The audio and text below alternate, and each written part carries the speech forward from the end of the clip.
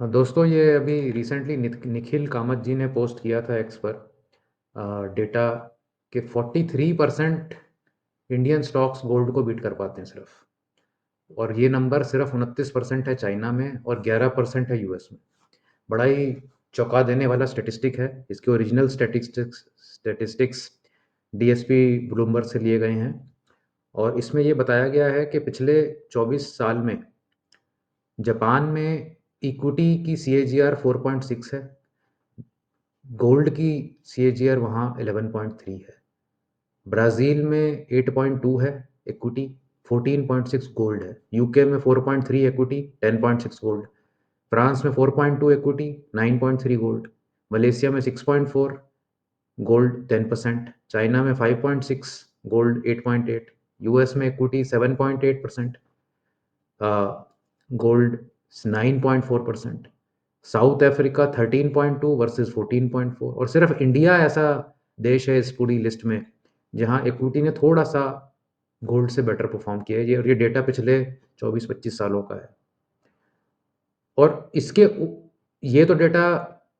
एक data set एक कुछ आपको बता रहा है कि गोल्ड की रिटर्न्स इतनी पुअर नहीं है, इनफैक्ट बेटर है।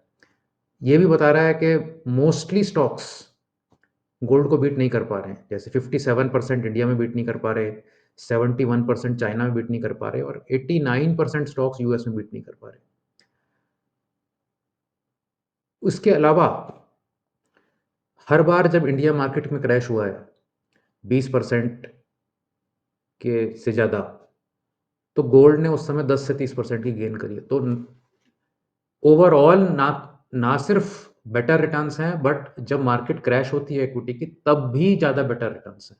तो आपको दोनों बेनिफिट मिल रहे हैं कि जब मार्केट में क्रैश नहीं हो रहा तो भी ठीक ठाक रिटर्न चल रहे हैं और जब मार्केट में क्रैश हो रहा है तो भी काउंटर बैलेंस बन रहा है। तो सोने पे सुहागा वाली बात है ये।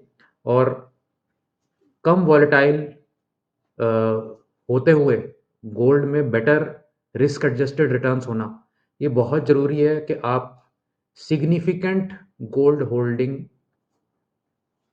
की एलोकेशन करें। जिन्होंने 0 कर रखी है वो 5% कर लें, जिन्होंने 5 कर रखी है वो 10 कर लें, जिन्होंने 10 कर रखी है वो 20 कर लें, जिन्होंने 20 कर रखी है वो 30 कर लें। ये 2-4-5% की जो कहानी चलती रहती है कि भाई एनालिस्ट और ये फंड मैनेजर्स बोलते हैं कि 2% ले लो गोल्ड, 1% ले लो, उससे कोई फ़ायदा ही नहीं है, फिर तो 0 ही रख लो आप।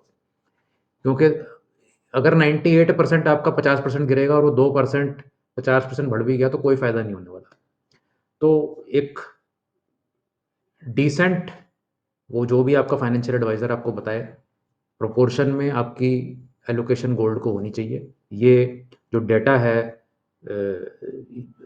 आपके 9 देशों का, ये यही बता रहा है कि 25 साल में क्या इक्विटी ने किया और क्या गोल्ड ने किया है।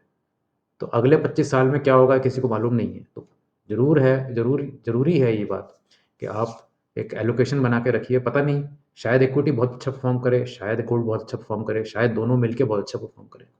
तो ये डेटा आपको कैसा लगा बताएँ कमेंट्स के अंदर और अगले वीडियो में मिलते हैं। Thank you.